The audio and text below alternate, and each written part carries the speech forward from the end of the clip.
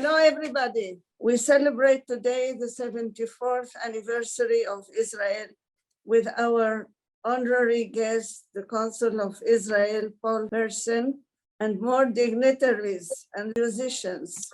We start with our honorable friend, Professor Erwin Cutler, to provide us with opening remarks. Just a few words about Professor Cutler, who is the international chair of the Raoul Wallenberg Center for Human Rights, an emeritus professor of law at McGill University, former Minister of Justice and Attorney General of Canada, and longtime member of Parliament, and an international human rights lawyer. He made many reforms in the Supreme Court and countless great achievements. Through his advocacy work, both in Canada and internationally, he has transformed the lives of many people. And for me, the best thing is he is the husband of Ariella Kotler, our dear friend, Professor Erwin Cutler. Bevakasha bechabod. Thank you, Gladys, and I'm delighted to join you and Spanish and Portuguese. I don't like to say synagogue because it's not only the oldest and most distinguished of synagogues, but of communities, and where my wife and myself have shared many simchas, lectures, gatherings, and it's good to see so many friends here. I want to commend you, Gladys, for organizing yet another memorable Yom Ha'Atzmaut gathering. Dani Ben Lolo, I look forward to hearing Rabbi Ornstein, the Consul General, Kol HaChaverim, and I'm speaking as it happens from Jerusalem. And here in Yerushalayim and in Israel, we are on the eve of Yom HaZikaron. In fact, I just came from a Yom HaZikaron gathering on the road here to Yom Ha'Atzmaut. And in effect, we meet at what might be called an important moment in Zachor, as remembrance, a kind of connecting moment with respect to Zachor, which connects us from Pesach to Yom Ha'atzmaut. Very briefly, for Pesach itself, as we know, is a holiday of remembrance and liberation, reminding us Kiger Hayita Be'eretz Mitzrayim, and therefore Zachor Kiger Hayita Be'eretz Mitzrayim, Zachor Mashasar Lacha Amalek, and the most important of the remembrances, I believe, and which relates to us today, that B'chol Dor Vador Chayav Adam Lerot et Atzmo Kilu Yatzam Mitzrayim. Every generation, each one of us must see himself or herself as if he or she too was part of the enslavement in Egypt, but also experienced liberation. And that we are therefore not disconnected individuals. We are part of a people. We are part of a historic people, an indigenous people, a prototypical indigenous people, a people that still inhabits the same land, embraces the same religion, studies the same indigenous Torah, hearkens to the same prophets, speaks the same indigenous language, Hebrew, and bears the same indigenous name, Israel, as we did 3,500 years ago. And from Pesach, we went to Yom HaShoah Gvura, the National Day of Holocaust Remembrance. And here I participated in the first ever gathering here in Jerusalem of the special envoys to combat anti-Semitism from all over the world, where we met at Yad Vashem, and this was unplanned, we heard reports from Canada, from the US, from England, from France, and everywhere about an explosion in anti-Semitism, where, for example, 2021 was the highest level of anti-Semitism in Canada in the last 40 years. Similar reports from other countries. All of this reminding us that anti-Semitism is not only the oldest, the longest, most enduring, and most lethal of hatreds, but a contemporary hatred, one that metastasizes and mutates over time. But the bottom canonical historical reference always is the Jew is the enemy of all that is good and the embodiment of all that is evil, from time immemorial to today. And so we have to remember, and with this I close on this second message of Yom HaShoah, that Jews were murdered at Auschwitz because of anti-Semitism. But anti-Semitism itself did not die at Auschwitz. It remains the bloody canary in the mineshaft of global evil today, toxic to democracies, an assault on our common humanity. And therefore we have a responsibility, each of us, Jew and non-Jew alike, to combat anti-Semitism in the name of and in protection of our common humanity. Which brings us, of course, to Yom HaZikaron. And here right now in Israel, we are commemorating the over 24,000 who lost their lives in Israel, acts of terror outside of Israel, and commend those who have stood on the defense and on guard for Israel, whether it's from the armed forces or from the police, etc. This is a day of remembrance of those who are fallen and the bravery that attended those protected them. And brings me now to Yom Ha'Atzmaut. And I can connect Yom Ha'Atzmaut with what I began with Pesach as follows. Because while it is the 74th anniversary of Israel's independence that we are celebrating, we're actually celebrating 3,500 years of Jewish peoplehood. And we have to remember that it's not the case, as it is sometimes said, that if there had not been a Holocaust, there would not have been a state of Israel. It's the other way around. And we should never forget it, that if there had been an Israel, this could have protected and prevented the Holocaust and the other horrors of Jewish history. So let us celebrate Yom Ha'Atzmaut, the 70th anniversary of Israel's independence. Let us celebrate 3,500 years of Jewish peoplehood. And let us say, may we go from Chayil to Chayil, from strength to strength, in remembrance, in Geula, and in celebration. Thank you.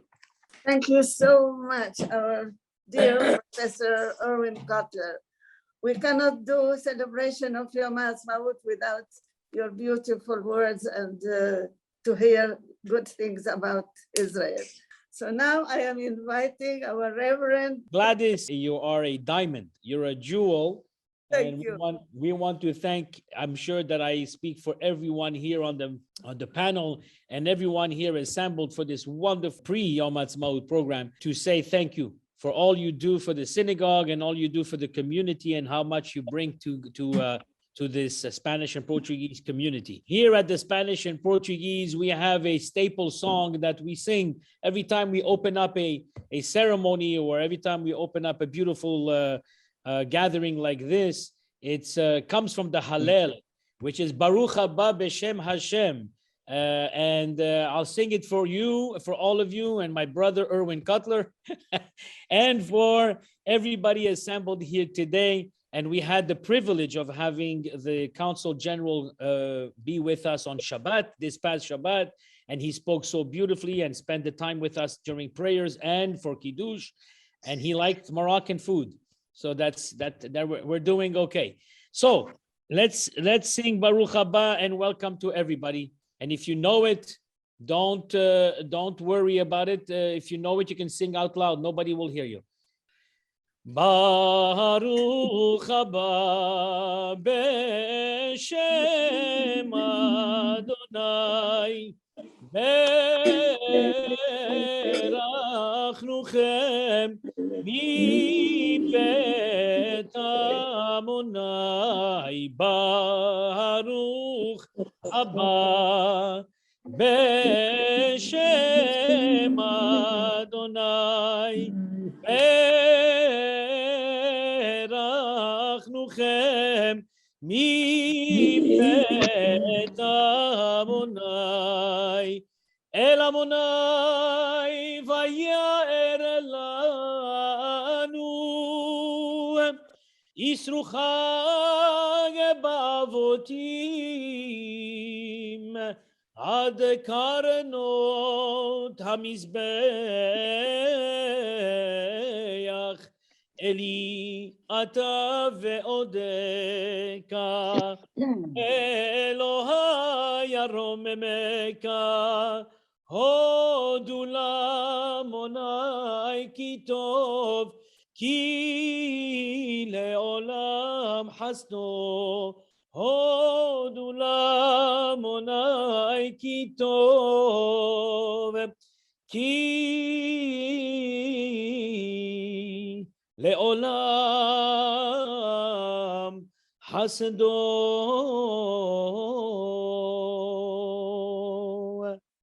Welcome to everybody. Baruchim Abbaim. Thank you very much. We have a message from the mayor of Côte Saint-Luc, Mitchell Brownstein. He's prepared a special message, which I'll now share with everyone. Thank you, Gladys, for your continued great work with the Women's Learning Group. It's great to be here once again. The State of Israel achieved its independence on May the 14th, 1948. Many forget, but this was a time when countries all over the world were achieving their independence, including many in the Middle East, South Asia, Africa, and elsewhere. I mention this because many young people today look at the State of Israel, look at its advanced economy, its loud democracy, its strong military, and assume it was always so, or that it was inevitable. It was not. Israel a réussi à conserver ces choses grâce à la ténacité de son peuple, qui a su créer une économie moderne et grâce à la volonté de son peuple de sacrifier pour défendre son pays. The way the world has rallied around Ukraine today is just like the way it rallied around Israel during 1967. Israel was threatened with annihilation. That's literally what the leaders of Syria and Egypt said. There was a buildup of armies at its borders on all sides. Israel was the underdog, but it found a way to survive again. Israel n'est pas parfait, tout comme l'Ukraine n'est pas parfait, tout comme le Canada n'est pas parfait. Mais l'indépendance d'Israël a donné lieu à l'une des histoires les plus fascinantes de notre époque. It's a story of a people reestablishing a homeland, having to defend it again and again, and still finding a way to build a modern, advanced society that has given the world so much in such a short time. Happy Independence Day, Israel. I would like to say something about our Côte Saint-Luc mayor, Mitchell Brownstein. Last year, I did the program and I sent it to him. I invited him just to come. And then he wrote to me, "What about me?" He always liked to join us. He is a wonderful mayor. We all love him, and he makes many times, he gathers all the people and he asks them what do they wish for him to do, and he is very close to all the people. So thank you, Rabbi, for putting his video. Our lovely consul of Israel, Paul Hertzen, grew up in Johannesburg, South Africa. He holds bachelor's accounting and law and master's business degrees. After immigrating to Israel, Paul served in the IDF military, then worked in the public sector, relocating to England for 3 years. On his return to Israel, Paul entered Israel high-tech sector, developing business relations in Arab countries and later in Europe, Africa, Malaysia, and beyond. Paul spent 10 years in Israel high-tech sector, closing 10 millions of deals. In 2004, Paul left the private sector and joined Israel's foreign ministry, becoming Israel's first diplomat posted to the United Arab Emirates 15 years before the establishment of diplomatic relations in 2020. In 2008, Paul relocated to the USA. In 2011, Paul completed his posting in the USA and returned home to Israel, where he served as a spokesperson in the foreign ministry for 4 years. In 2015, Paul was appointed Israel's ambassador to Senegal and 5 other countries in West Africa: Gambia, Guinea, Bissau, Sierra Leone, Cape Verde. Sorry about my pronunciation, I didn't live there. He ran the Israel embassy in Dakar until returning to Israel in later 2018. In 2019, Ambassador Herson took on responsibility for Israel's relations with Caribbean countries. He was appointed Israel's next Consul General to Quebec and Atlantic Canada. He moved to Montreal, Canada in summer 2021. Beside all that, our consul is a lovely, lovely man. We all love you. Thank you very much. So, בכבוד, our dear consul. בבקשה. Toda Rabba, thank you for the introduction and those kind words. It's lovely having now been a few months in Montreal to start to recognize people. It's lovely to see my friend Erwin Kotler here with us. I don't know if you're joining us, if you're back home in Montreal or if you're joining us from home in Israel. But lovely to have you here with us today. And he's in Jerusalem. He's in Jerusalem. So Yes. I would say I'm jealous, except you can't really be jealous when you're in Montreal. So it's a bit of a balance of conflicting interests here.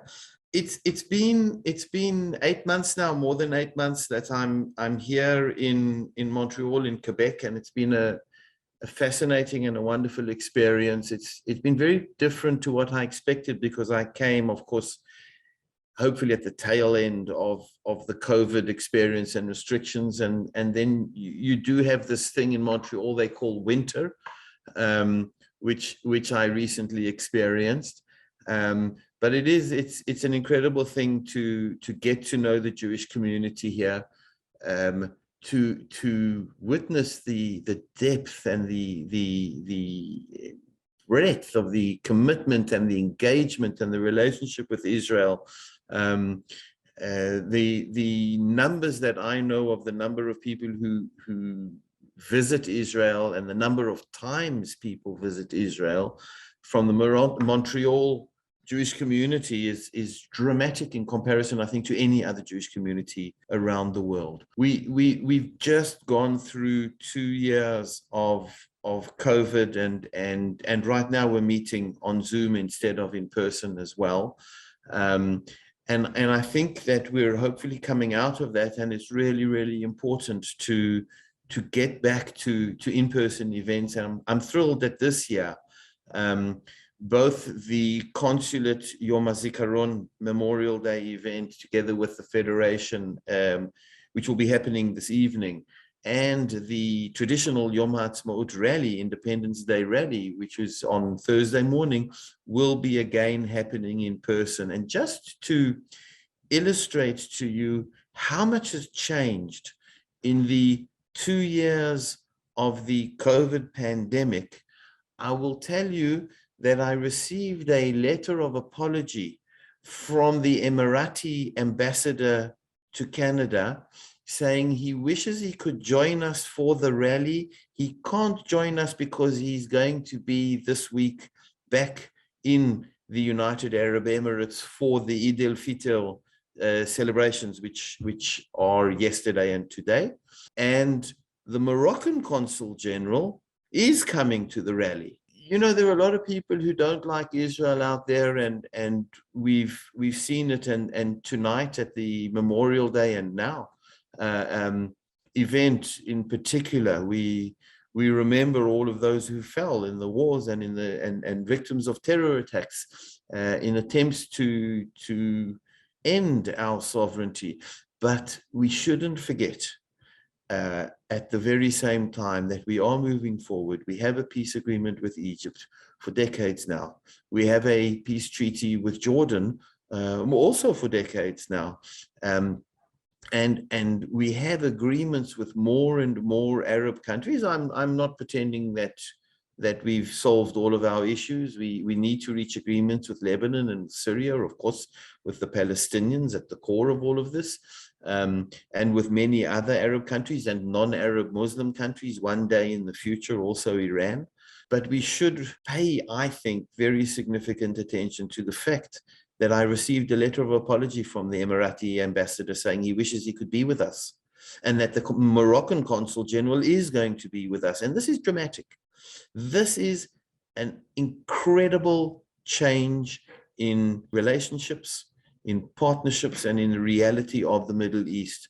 So it's that time of year in the Israeli experience, in the Jewish experience today, where in 24 hours we mourn and we grieve and we remember over 28,000 people who've fallen either as soldiers or killed as victims of terror attacks, and that includes 16 Israeli diplomats around the world. I'm sure everybody remembers the bombing of the embassy in Argentina, but they were in Kyrgyzstan, in South Africa, in London. Our ambassador led to the First Lebanon War, the assassination of our ambassador in London in 1982, in Paraguay, in Turkey, in Egypt, in Jordan, all over the world. And then in a matter of hours, we shift into one of the happiest days in the history of the Jewish people.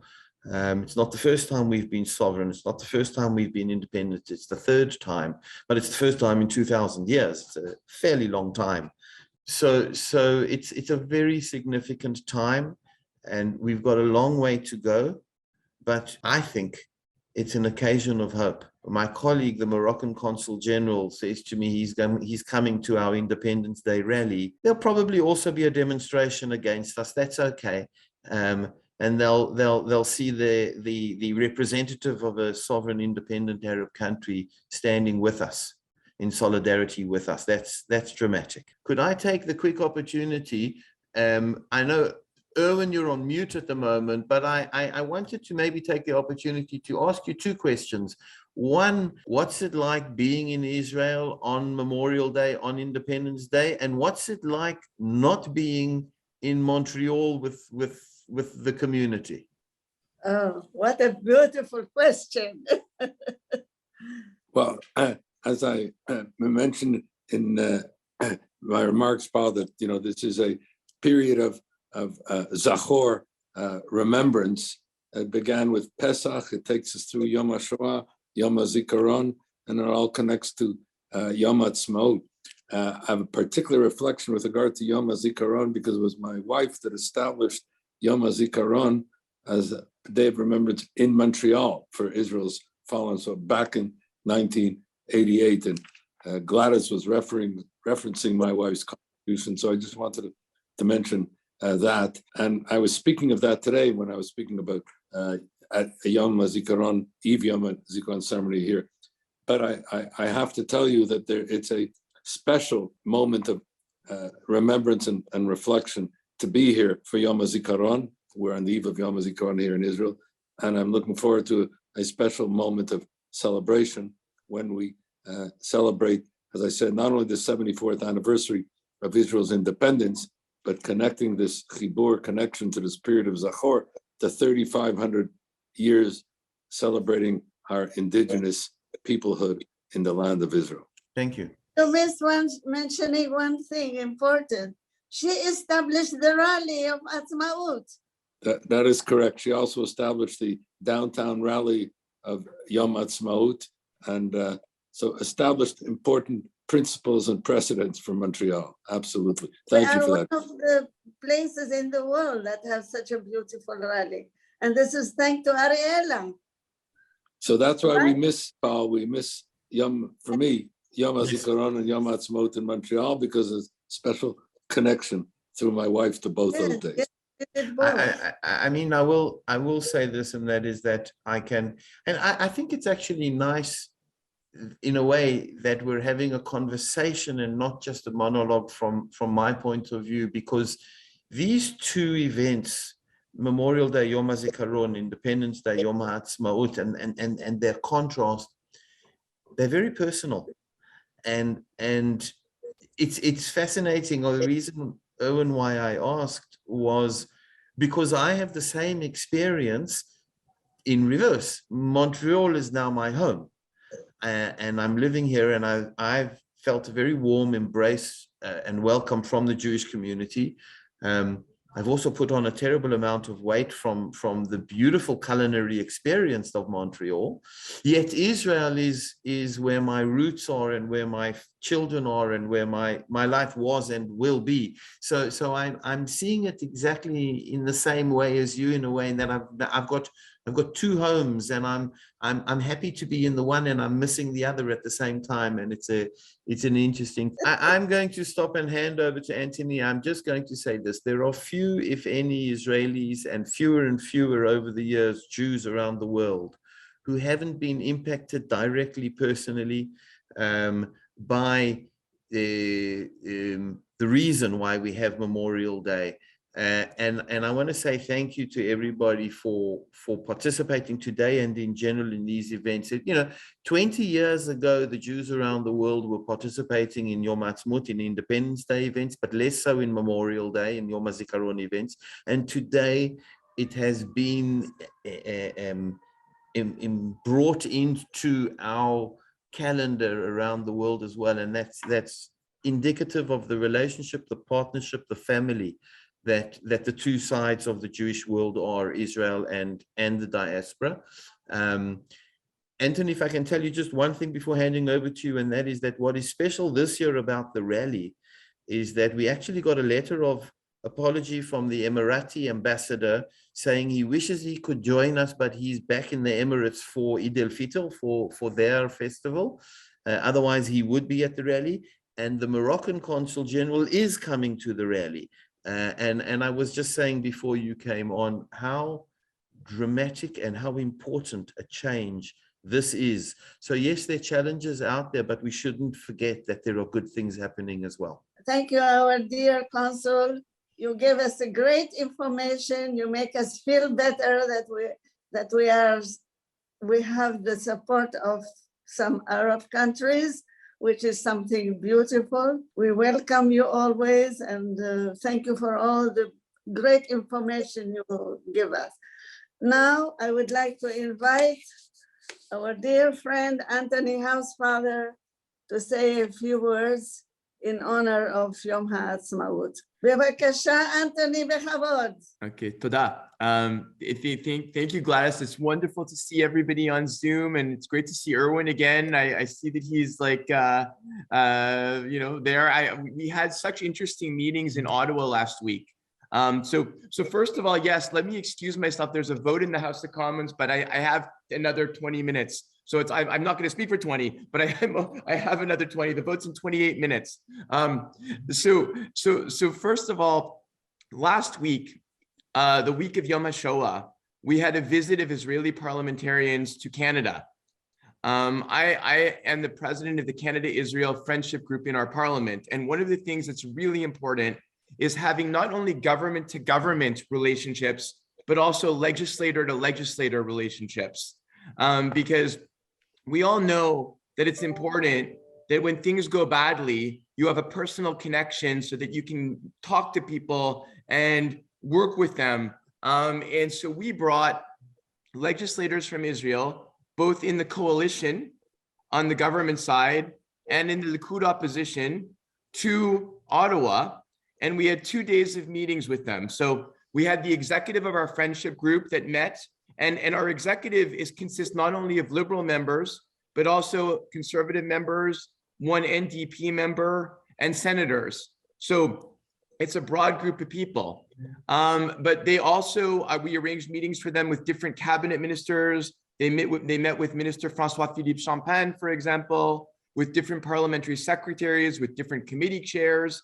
And then we had an evening with the Israeli ambassador at his home, where I'm sure Paul would have liked to have been if he had been in Ottawa.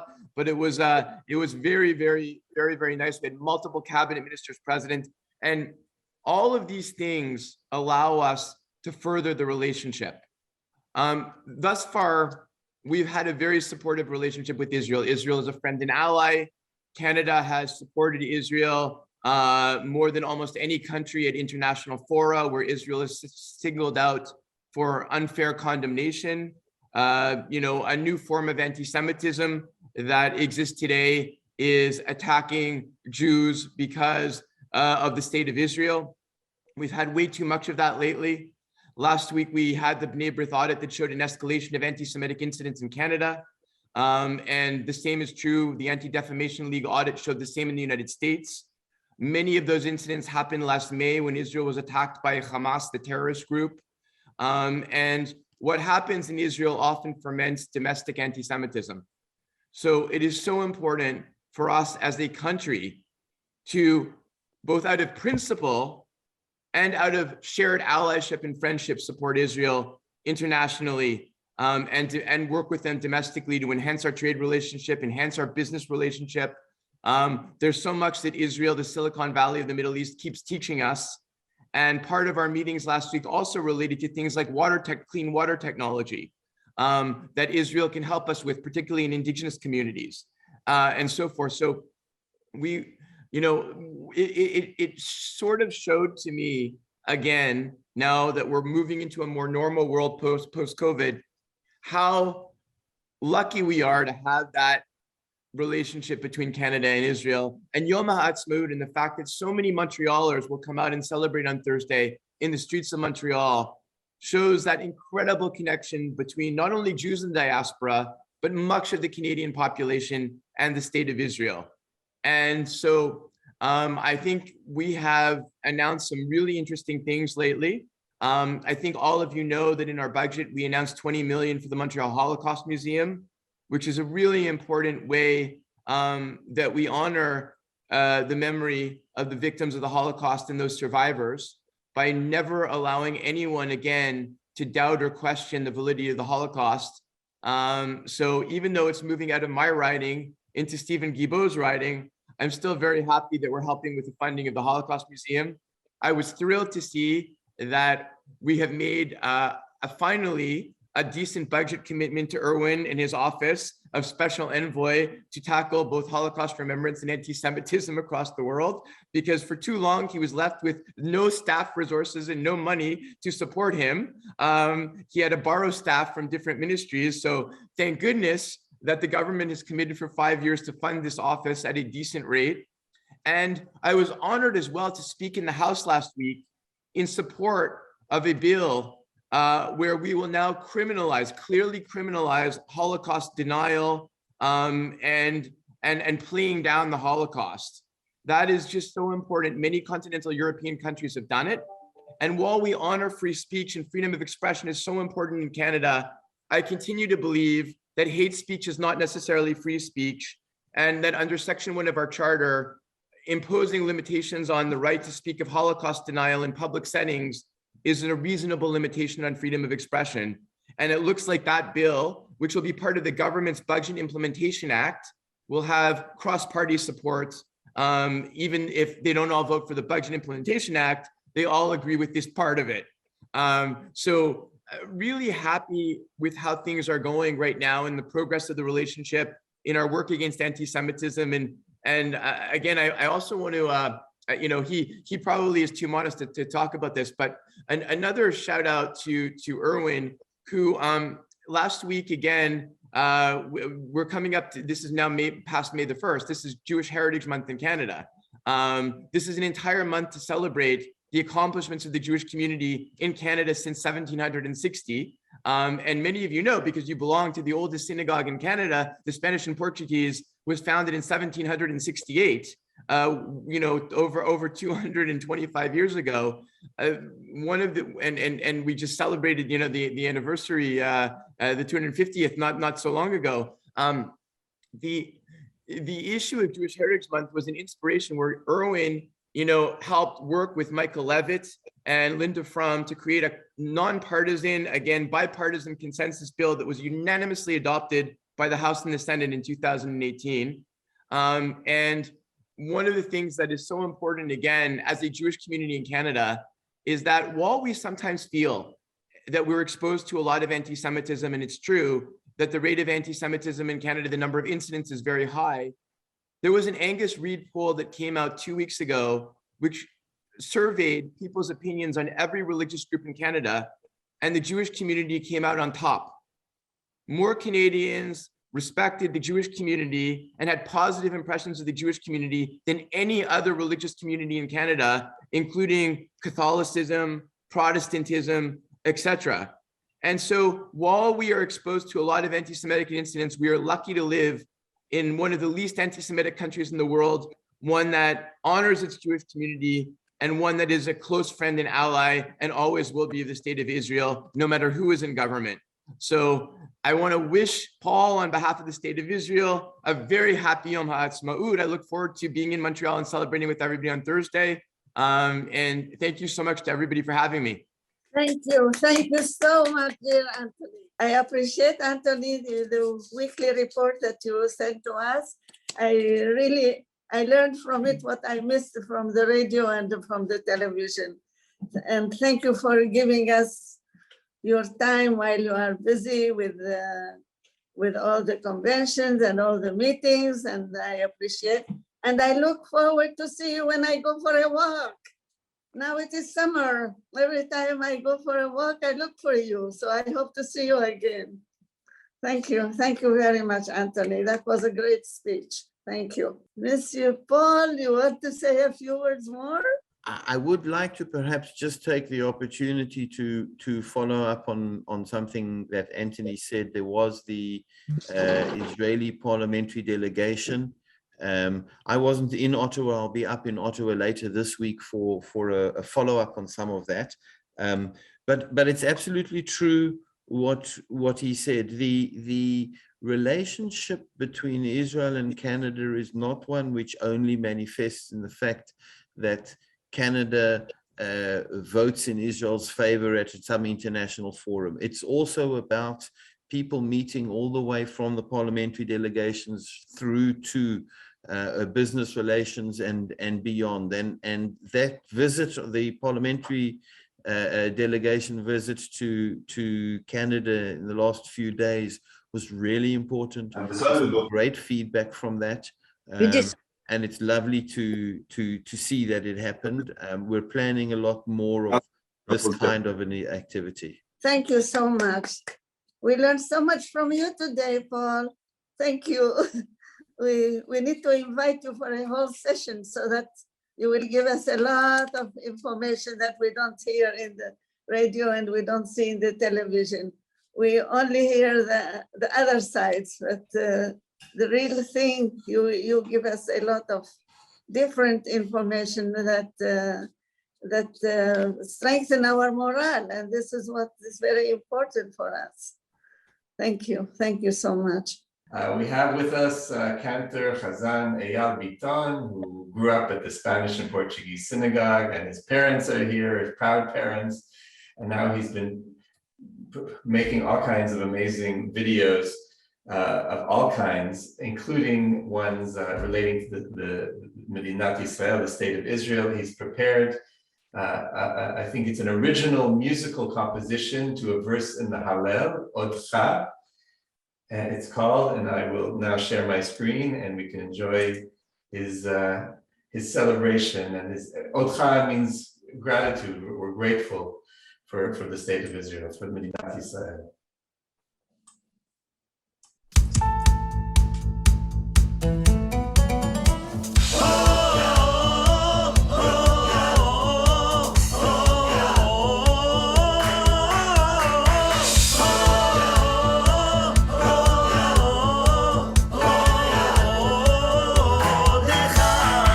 Odcha ki ani tani vatei li Yeshua.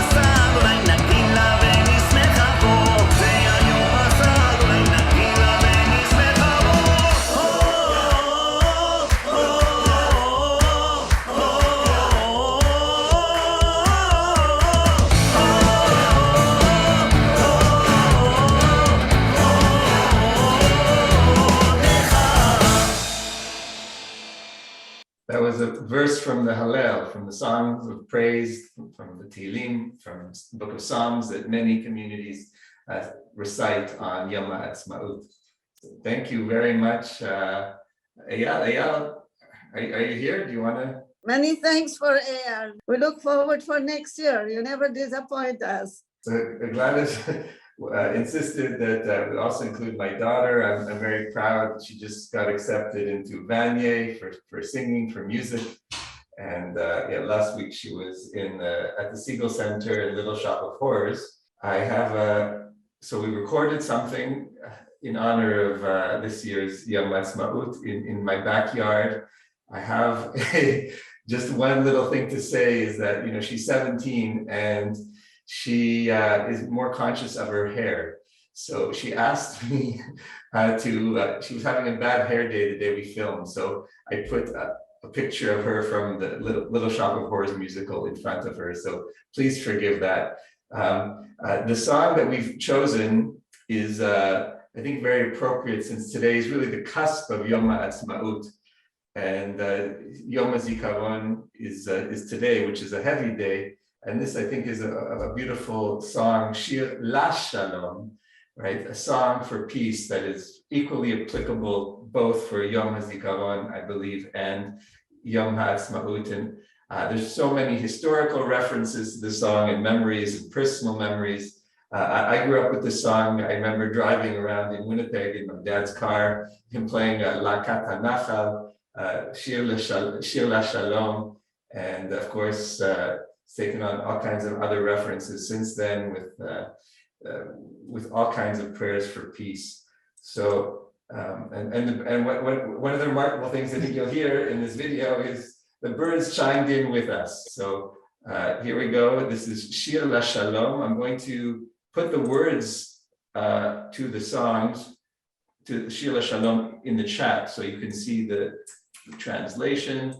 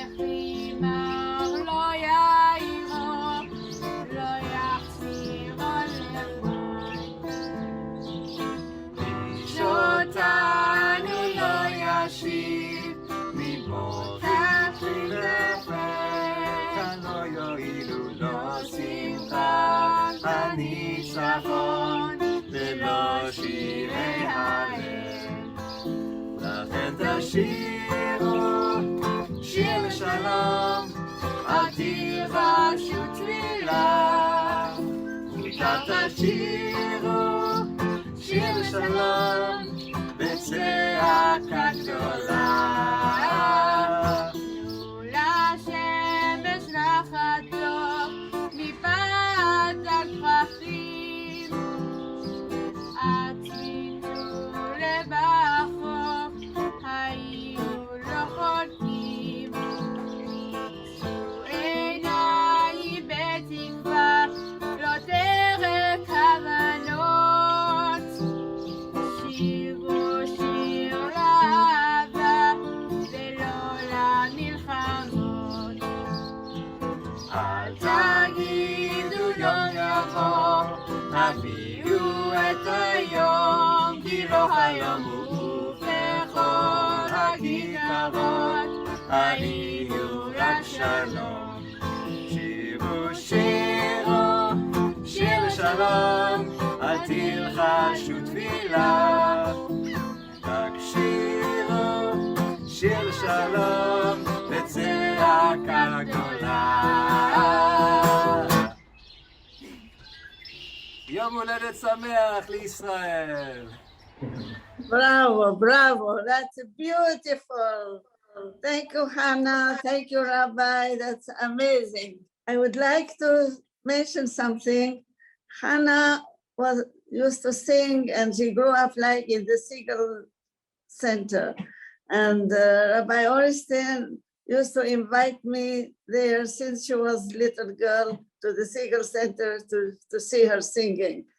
And last week he didn't forget me. Now she is 17 and she has a very important role in the Siegel Center. And he invited me and picked me up from home. And I see all his family, his children, and I watched Hannah. It was very delightful for me. And then he brought me home, of course. Thank you very much, Rabbi. Is David Birnbaum around? Is he here? Yes, I am. Yes, I am. Yeah, he is. Okay, welcome. Why? You are always on time. Thank you.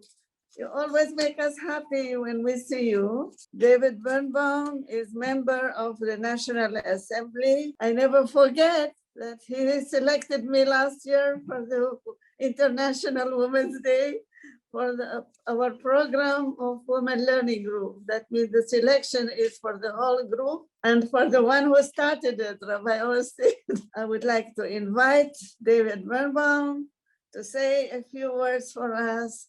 And he is, of course, representing all of us in Assemblée Nationale. He defends a lot of good things for us. We always need him there. David Birnbaum, bevakasha bechabod. Toda. Thank you so much, Gladys. I do hope you can hear me and you'll accept my apologies. I'm halfway to the National Assembly and I'm doing my best with technology. Can you hear me okay? Yes, yes.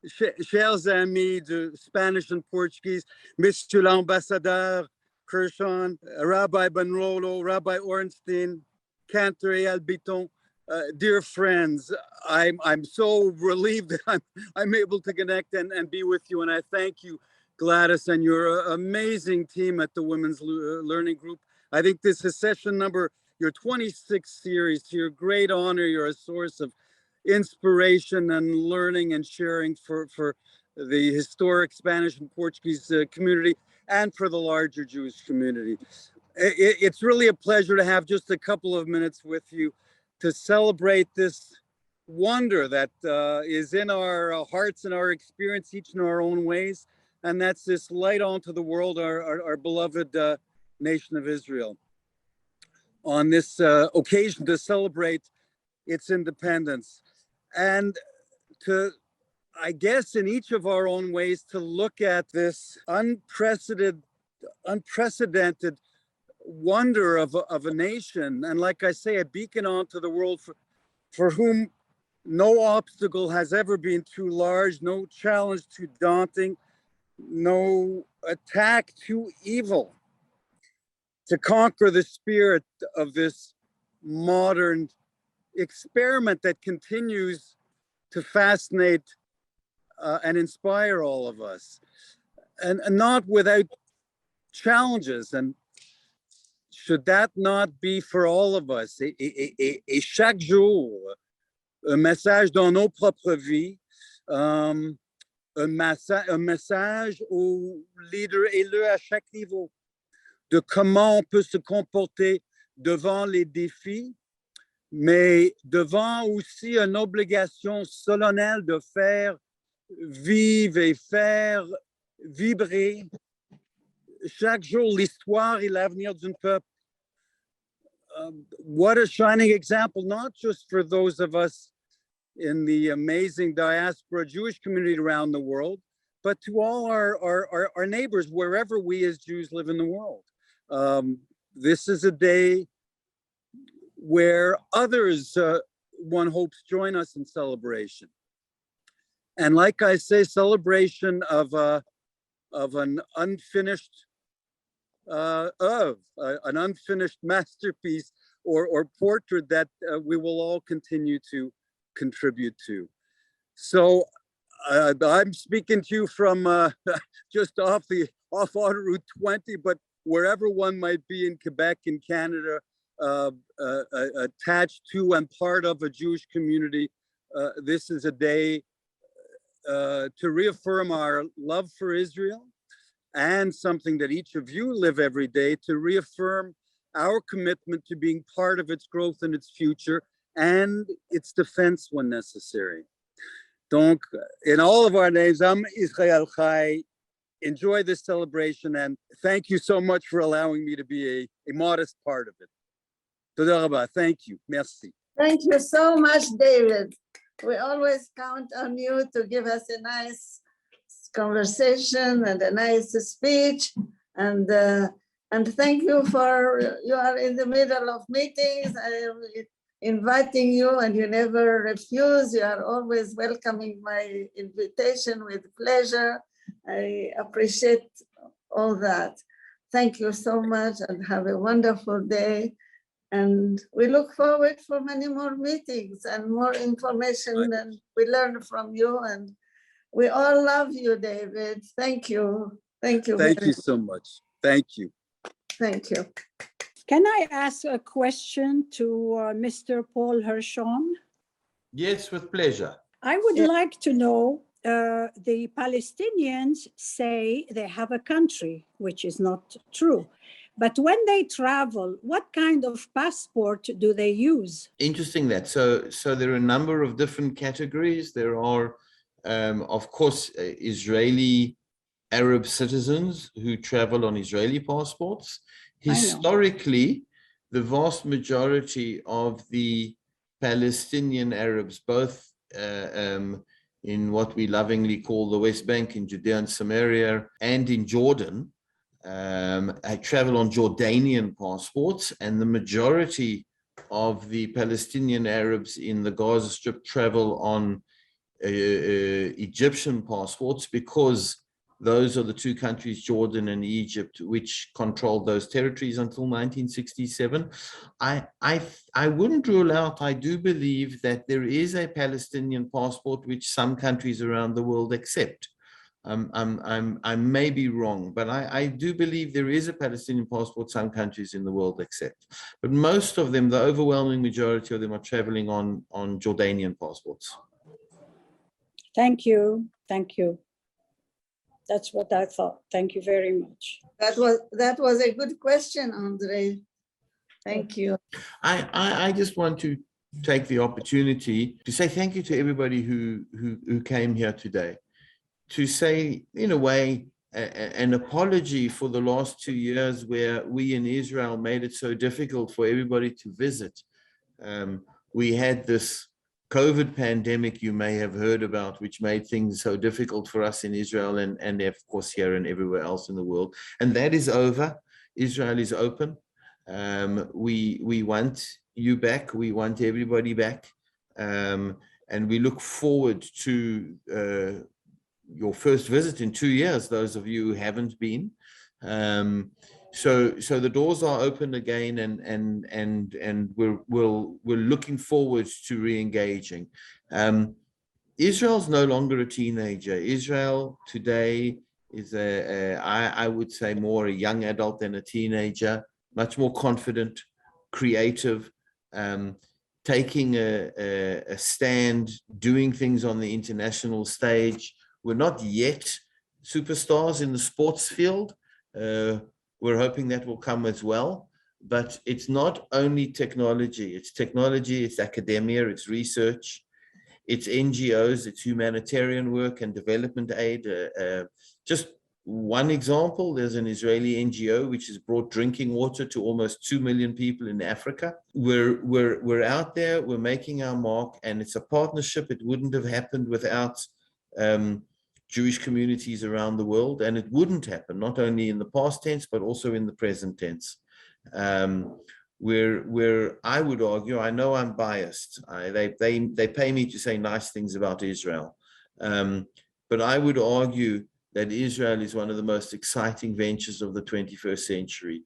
What all of us saw in the last decades, that was just the laying of the foundation. Now is the manifestation. Now is the time when the fruit is growing and Israel is making a mark on the world.